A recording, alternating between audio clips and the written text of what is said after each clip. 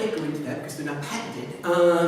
Basically, when the recession came in, we modeled quite aggressively a really new way of doing trading, even while the recession was coming in, and we made it bloody.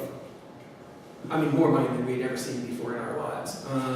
So it was fantastic. So like hedge your risk, or I can't go into it. I mean, but what I'm saying is that there's a famous financier in America named Michael Milken, and he once came to us and said, look, he got in trouble from Michael Milken, M-I-L-K-E-N, I think, Michael, very famous financier, and he wanted us to work on a financial instrument. He can't trade in ordinary financial instruments because he got into trouble with the American government. So he wants something unusual, and we came up with interesting things that you can make money on. Okay? So you can invent it at any level. I was an investment banker for a while in New York. Okay? I also did mergers and acquisitions. So I was in the business of buying and selling companies. Today, if you look at today, we are a venture capital company. We buy and sell companies. Okay? So how do you make money? You can invent. You can invest. You can do finance. You can do anything you want. You can invent at any level. You can invent a business method. Forget the invention. Okay? Business method. Okay. Done it? Make money at it. Okay? How many ways are there to make money? You do not have to do science. I'm just saying it would be awfully helpful to have horizontal domain knowledge. Okay? Because if you're not horizontally, you have a shot at one silo, or two silos if you're good, right? But in those silos, what's the probability that you and the other 1,000 people in that silo are going to find something? It's very, very difficult. So that's basically it. I'm running up to 9. I'm trying to make this timely, okay? Any questions? Are you revolted by this concept or anything? Yeah? You wanted to ask, how do you connect everything together? Because I'm in some of that problem where I come from an electrical engineering, biomedical engineering background. Started my own business before, was a business analyst and project manager, and I'm in systems engineering right now, focusing on cognitive engineering, conflict resolution, and system modeling.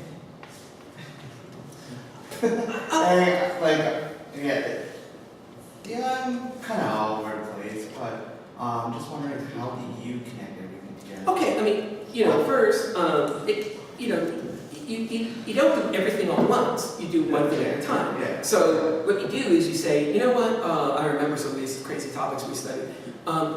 My friend Sam, he said, I saw a lecture on a weird material called weakened wire. I'm going to study the physics of weakened wire. It's a phase change magnetic wire. Next day, let's do the physics of semiconductors that do this and do that. Schottky barriers.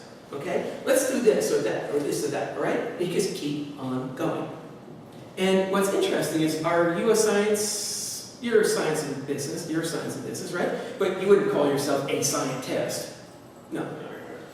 How hard is it to take on whatever we throw at you?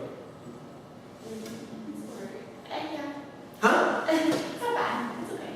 Come on. Sometimes it's difficult. Sometimes difficult, Yeah. right? Okay, but you get through it, right? And do you feel that you've failed? Probably, yeah, a couple times. Sometimes you feel I'm saying you're doing great. Oh, well, we got to work. I mean, the point is that these guys are not coming in to become inventors, okay? But you are experiencing multi-domain tasking, right?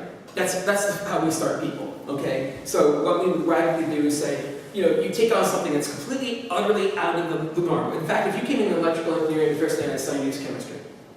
If you came in, I'd say, no, you're a biologist, and you're a geologist from now on. So the first thing we do is, right, you're not going to do what you think you're going to do, because if I tell you what you're normally doing, what do? I have to stop you back in your silo.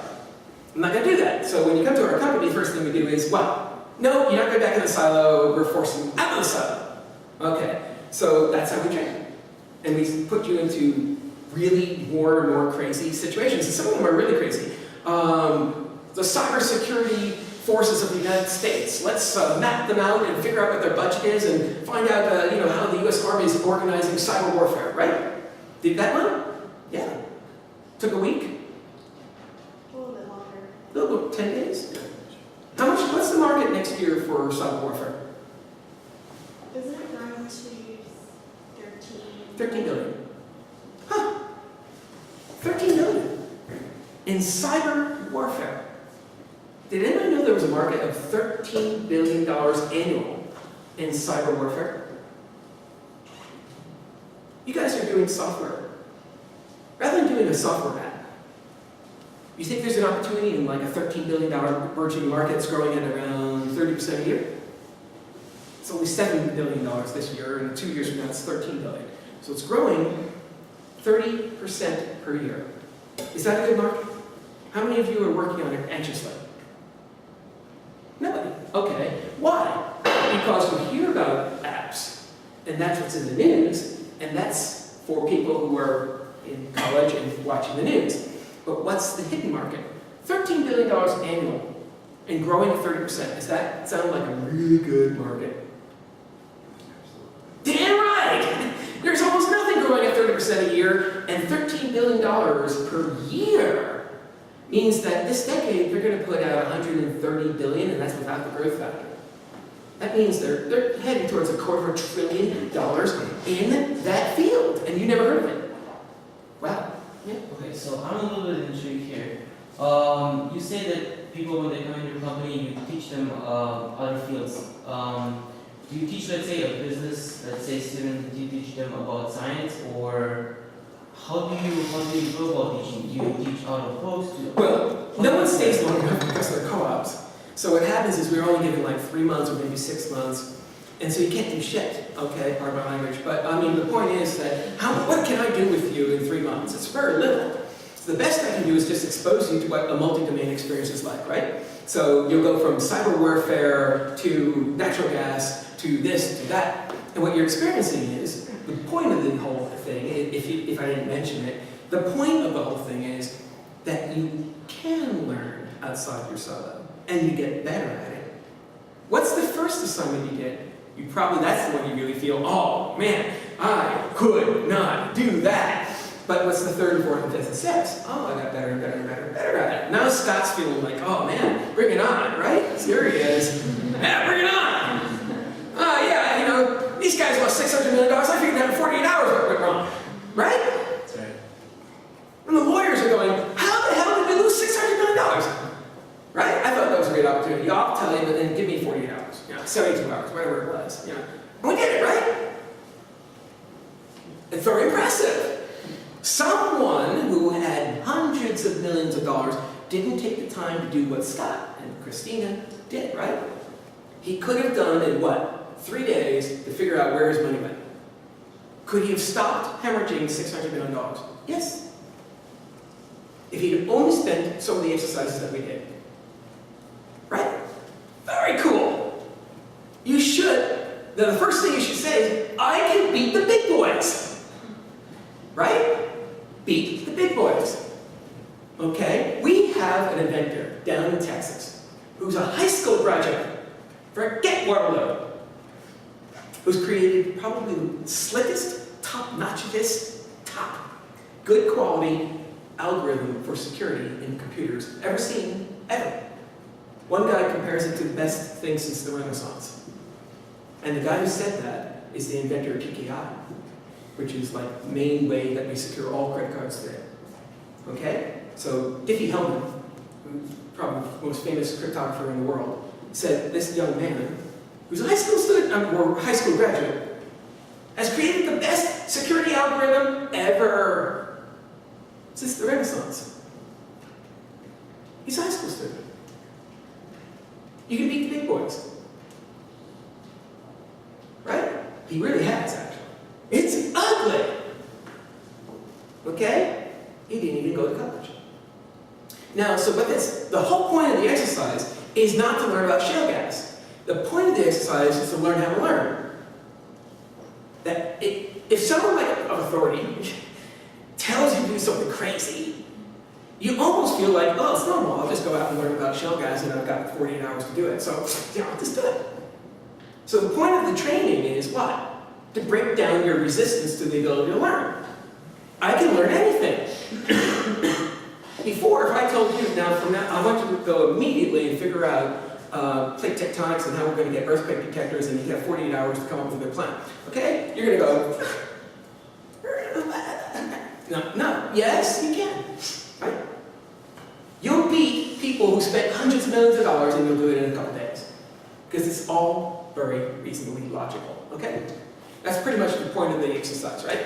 All we're going to be able to do in that 3-month period, 6 months that we have, is to expose you to the idea that you can learn. And that there's no limit. Right? I mean, I'm hoping that's actually really disappointing me. You really hurt me here. I don't know what the hell do I Kidding. No, you don't get my point. That's really the point. Is we want you to emerge saying, I learned at Gabay that I can learn. And that there was no limit to what I can learn, and I can beat anybody at it. Okay? Don't think that the guy who has the big physics degree can beat you necessarily. Okay? The best algorithm in security was invented by a high school graduate. And security algorithms are not for children. Okay? So that's very impressive. Okay, and we were backing him. Did anybody else back him? No. Why? He's a high school graduate. Are you kidding me, man? Everybody walked away. I said, it took me 20 minutes to figure out, oh my God, this is so cool. You know why I knew that was so cool? I'll tell you a very simple story. The reason I knew his algorithm was cool is not that I knew the algorithm in depth in 20 minutes, but I had recently read a complete and utter description of Enigma machine. The Enigma machine. Anybody know what that is? World War II?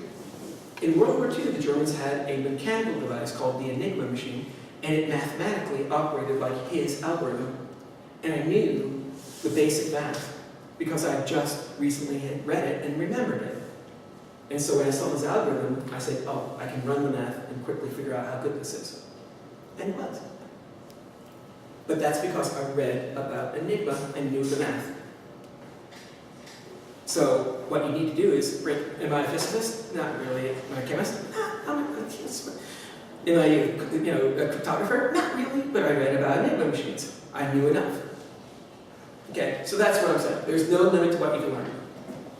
And college is all about narrowing you down. What I'm all about is expanding you out. You either want to go one direction or another. It's not for everybody. So that's what Gabay is all about. That's what you had asked me about, right? That's what Gabay does. Okay? Gabay is sort of an iconoclastic, we don't want to do it the other guy's way. And I think, there are students who catch them afterwards, but I would suggest that an ordinary co-op is an ordinary co-op, but a Gabay co-op is completely different because it's going to be an attempt to completely reverse everything you've learned in the past. An attempt. It's not going to be, I'm not going to turn Simone into Tom Edison. Okay? I'd like to. But, and you know what? She's going to be able to learn anything. You're not going to be afraid of her. First thing, what do we deal with? Fear. Right? First thing, their first day at Gabay is utter, total fear. Right? We used to have Syracuse University students. Remember them? Oh, yeah. Hi, welcome to, in those days, KX Industries. You're from Syracuse University. Your first assignment is that in 72 hours, we're going to invent the new rebreather circuit for the NASA spacesuit, and we're going to deliver it to Hamilton Sunstrand in Hartford, Connecticut on Friday. Welcome to KX Industries. Commence work. What? We did it! They were out of their minds with fear. I remember them. Gary and all. Oh my God! Are you kidding? Next assignment. We're going to take diesel exhaust water condensate from a diesel engine of an army truck. Condensed out. Every known pollutant, every known carcinogen, every heavy metal is present in this water. It's like ink. And your job is to build a filter, approximately this tall and that big, that will purify it to drinking water standing. I gave about 3 weeks for that job. Did they do it? No. Yes. Who Who said that? They actually didn't. You're absolutely right. I'm not going to tell you the punchline on that job. You know what? They did, but they didn't. You want to know the story about that? They took out everything in that water, every organic compound, every inorganic compound, everything was taken out. It was good, except there was a real mystery. The simplest chemical detector that you can use to look at water is a company called the TOC analyzer, total organic carbon. It simply says there's something that contains carbon in the water. And it would give us a reading. Then we go to the big machine, the GCMS, gas chromatography, mass spectrometer, clean. Nothing. Go back into TOC, something. Go to nothing. This $1 million machine is not seeing what the little $10,000 machine is seeing. What the hell is going on? You know what? They took out everything but one compound, and there was nobody who could figure out what that compound is. And why did Evan know what it was? Horizontal domain. What's the only compound that would be so mysterious? It's a very, very, very, very unusual compound, but you went and got the water from a diesel engine. What's the compound that comes out of diesel engines that almost nowhere else in the universe? Horizontal domain. Buckminster Fullerene. It's formed in diesel engines in the site. It's a perfect spherical 60 atoms of carbon with no functional groups. It cannot be absorbed.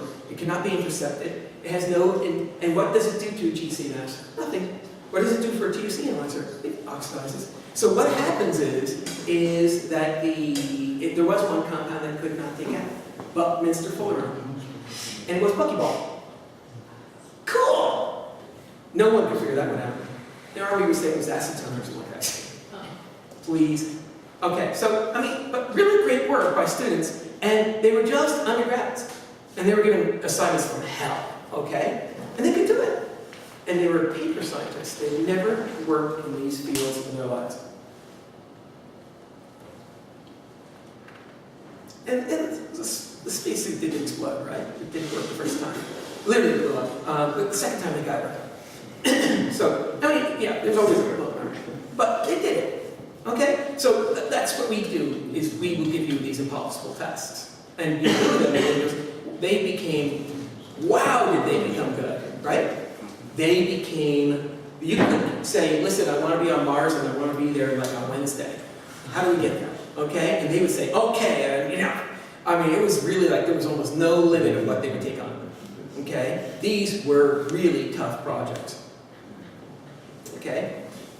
So they could do it. Yeah. What were those students' background, like in terms of university background? They were from the paper sciences group of Syracuse University. Sort of a general purpose, lovely background. That's a bit of chemistry, a bit of physics, a little bit of chemical engineering. It's everything. It's perfect multi-domain background. They were sciences, not arts. They were engineers. Okay, so And they're not graduates, so they're sort of like loosey-goosey, not fully trained engineers. But their job was to learn how to make paper. Not bad, huh? Okay? So what I'm saying is that their ability to invent was only limited by someone challenging them to go ahead and do it. Nice meeting you all. Okay, we're over time. Anybody have any further questions? That's it. Yeah. Well, I'm curious when you kind of came to the realization as well that the education system is sort of very focused and I want to have this for long thinking. When did you come to that realization and how, what environment? Did you stay in school? Was this something you did before you transitioned to your PhD or? My specific circumstances were, I was sort of like probably a little bit insecure. Yeah. So I stayed in school, got lots and lots of degrees, but secretly I turned everything I was doing into a project. Okay. So effectively, everything. Hi, I'm going to do a PhD, but guess what? I'm doing a commercial development project, and I was a little bit insecure. I wouldn't do it again. Yeah. So how do you teach those people that come to your company to learn new things? What kind of resources do you, like books, or how do you teach them? Books, internet. There's nothing more elaborate than that. We don't have any more access to anything than you do. We like to have a library card. Do you have like a structure or what kind of books or Yeah, and? Yeah, I just learned. Huh? you're there to solve a problem, so you learn it. Right. And because it's a problem, It's whatever works, right? yeah. Yeah. So you go out and do it. I mean, you don't use anything unusual. You guys don't even get off your, nowadays you got the internet. I mean, goddamn the internet. I mean, in my day, it was slugfesting in the library, picking up books and moving them to the photocopier. I mean, you don't have any of that anymore. You guys got it easy. No wonder everybody's putting on weight. I mean, God, on my day, you were spreading movie cards around and, we were really hauling, right? I mean, if you go, I have a filing room. And in that room are filing cabinets and filing cabinets and filing cabinets of photocopies of stuff I did as a young man at your age, okay? And it's like, oh my God, this room is filled with filing cabinets. That's all we could do in those days, is look at journals and photocopy. That was the tool we had. We didn't have any internet. And of course I gave up on it more recently, but I still have the habit of printing everything. Can't help myself. I'm sorry, I apologize to all the little trees and all, but I can't help it, right? All right. So, what's your experience, I guess I'm a mechatronics engineering student here, and my project was to map effects, so it was a fairly steep learning curve, I thought, but it's not quite. And he didn't work for me. How was it supposed to be working with it, so. Yeah, he was on a specific project. You were more directed than most people, right? You were. Whereas I think the marketing students are generally the people who have the least direction. It could change any moment. Normally what we do is I just pull a chair up, right? And, okay, we got a new assignment, right? Let's do something nutty. And, right? Or sometimes I'll just invite an inventor in, right? We've done a couple of those. I want you to observe this person and then tell me what you think. Is it in need of, is this a hospitalization situation, or is this, like a funding situation, okay, right? And we've seen some that really should be hospitalized, right? Institutionalized. And other people who really maybe need funding, right? So we bring you all kinds of inventors. People who are really working on inventions of all different levels. Very incremental or genius. Okay? Really, really genius or very incremental. It's a great experience. It's very amazing. You don't know what's going to happen next day. Mark Handelman's coming in tomorrow. That'll be a wild experience. And, yeah. Yeah, I find was the first time often the hardest step to innovation is to find the problem. And I actually find it hard to find the problem. Like once you identify the problem, it's actually easier to find a solution to it. But most people don't see the problem. Okay, let me clarify the lexicon of finding a problem, and then I don't want to hold anybody unless you really want to do this. People will come to you with a problem, but I want to warn you, they didn't come to you with a problem. They came to you with a lie. Okay? Your job is to extract the problem from the lie. You understand? Okay, so let's go through that. Coca-Cola will say, we want the carbonator to push the CO2 into the liquid. That's the problem. If you listen to that description of the problem, you are doomed. They have presented the problem, but the lesson I'm trying to tell you is that they've lied. Your job is to figure out the real problem. Yes? Yeah, but for us, like people don't come to us and present the problem. We have to find the problem in our own lives. We have to find the problems and solve it. People don't come to us with problems. That's going to be tough. Honest to goodness, I don't recommend you try that. That's effectively what the Waterloo group that I'm working with is trying to do. They can't do it. You can't do that. Problems do not come to people that way. You find the big problems.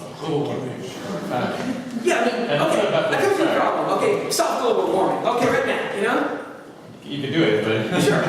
And people do that, let's put sulfates in the atmosphere, let's do this and this and this and this, okay? But there's a lot of things, but okay? That's not necessarily the kind of problem you're looking for, right? Okay? You're aware of some of the world's problems. There's global warming, let's just use that as an example, because everybody's aware of it, right? But, okay, solve it right now. You can't. Now, we're working on this, okay, yeah. I was just imagine, if you can actually solve the problem before other people realize it, that would be so powerful. And for example, if you create something that people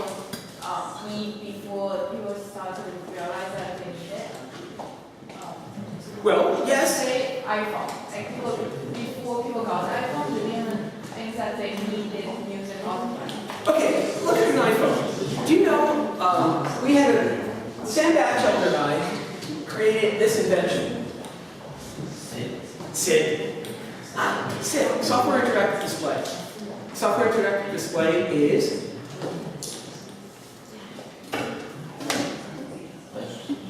it's an iPhone. We did it in 1976. What did Bill Buxton say about iPhone and soft touch? Why did we not get a patent on it in 1976? It had already been invented. How old is the iPhone? 3 years? No, 40. Okay, most of the technology in the iPhone is 40 years old. If you look at the patents, they're not only expired, they're massively expired. Okay, 1976, I came up with Software Interactive Display, and if I could find the disclosure, you'd say, oh my God, these kids in 1976 came up with an iPhone. Software Interactive Display means the software changes the display, and you touch it, and it changes screen, and you can do it. Okay, that's all an iPhone really is touch it, and it changes display, and go to this screen, and we go to that thing, and that's it! 1976, except it was already patented. It's older than me, okay? So there is nothing new. What did Steve Jobs really do? Marketing, that's true. Integrated with iTunes. He selects very carefully old ideas. What's my best inventions? Old! I know that their origins are old, right? How much is sintering of plastics and carbon? It's old. It was 10 and 15 years earlier than me. And how old was, I don't know, what, all my stuff? I mean, it's always old because there's always someone before you that came up with something before you, right?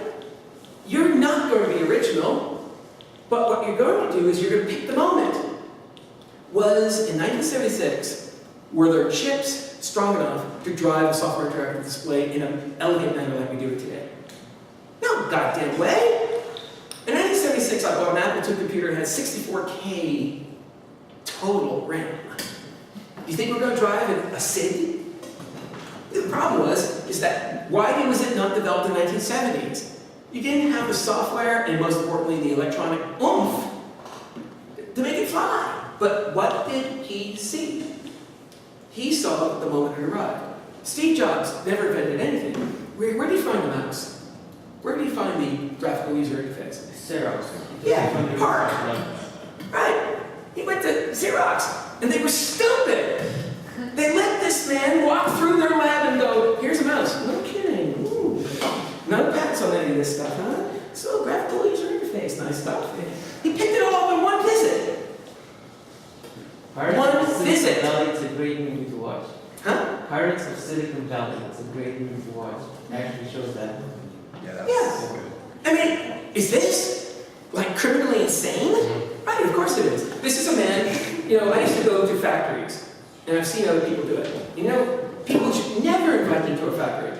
I just showed the jungle eye. It's really nasty. Okay? What happens if I visit your factory?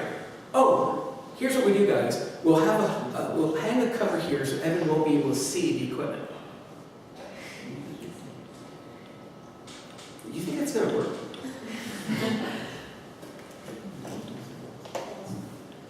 Is that going to prevent me from listening? Did I ever tell you how many people, I can tell everything about your factory by, hey, are you working like all 24/7? Or, no, we're on one shift. Oh, good. One shift. And, good, one shift. That's only, answer that one question. Now, I can hear your machine going, click, click, click, click, click, click. 1%. 1%, one shift. The rate of production is about how many seconds in one shift? Assume a lunch hour, 7 hours. You know. So I know how much they're producing of that product because I can hear it clicking off the line, right? Blah, blah, blah. Do I have to tell you what a guy with jungle vision will do to your factory if he ever walks in? Right? You'll do cycle counting on them, right on the spot. They don't even know that you're doing it while you're walking. You'll just ask innocuous questions. How many workers are on line? Oh, we've got 35 people working this line. No kidding. Boom, boom, boom, boom. Yeah. Oh my God. That's what Steve Jobs did to Park. He walked by and said, mouse. Ha! No patents. Isn't that amazing? No, it's not not worth anything. This mouse isn't worth a thing. It's like a toy. Graphical user interface. That's right. He's lethal. He's lethal. He's really, really good. You don't ever want him to walk through your factory, or anybody like him. And if you think a tarp is going to protect you, you're out of your mind. Okay? So you can't do that. So, I mean, that's bottom line. I mean, you know, but any other questions? Yeah, so I heard that there's you have, well, certain agencies who are going to have more specific training academy. Okay, we do really specific training. I mean, this is sort of like a discussion of the type, right? We teach you how to write a business plan, and I mean seriously. Next week, we are having another group of students from the United States come up, and together with our Canadian students and with employees, we're going to do what we call a sector called market launch. How do I take a business plan and turn it into reality? Okay? And that's very, very true. Okay? Then we have what's called scaling. So I've started my business, I've market launched it, now I need to learn how to scale it. All the tricks of how I scale elegantly. Then, interestingly, there are two more sectors, which is really kind of mysterious when you first think about it. There's what we call asset management. Why are we as venture capitalists teaching asset management?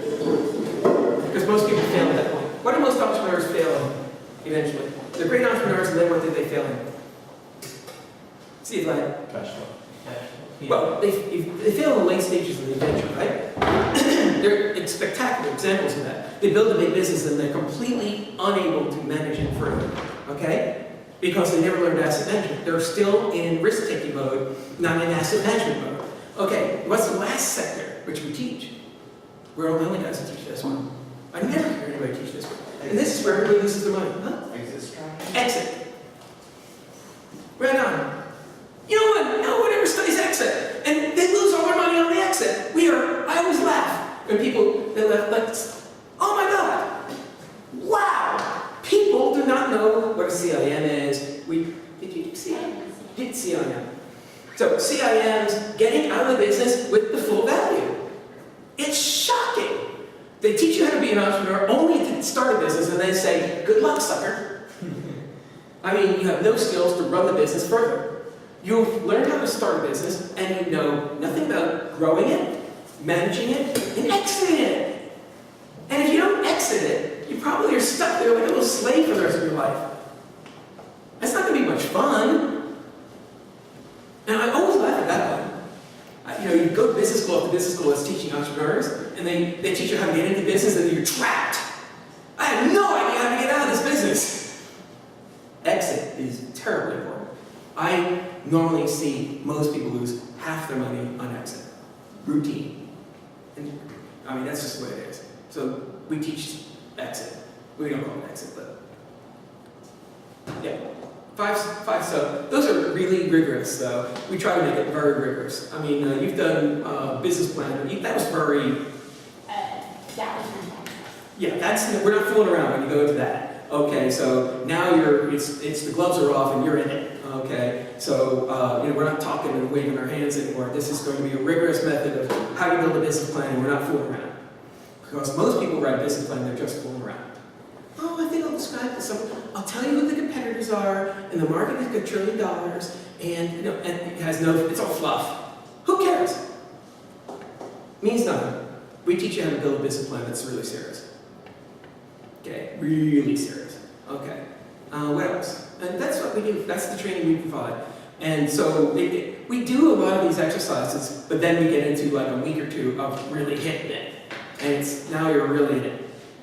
It may be a little painful, and I didn't let you do the spreadsheets. I did the spreadsheet on that job. So, I mean, I'm not going to put you through a spreadsheet, because that would be, the spreadsheets that we're talking about they cover a wall. They truly do cover a wall. They're downright ugly. So we're not going to put someone who's only there for 3 months through a process like that. That's going to be too much. Any questions? Yeah. So if you ever want to come to G'day, this year we do a lot of co-ops, and I think in the long-term future though, we're going to be doing co-ops in America. So I don't know how difficult that will be to organize for Canadians, but we're going to do that. Not too far, it's Connecticut. It's Connecticut. Connecticut's right outside New York. Nice weekends. Good weekends. Anyway, look, I don't want to hold you because you're very polite, but thank you so much. I hope it's good.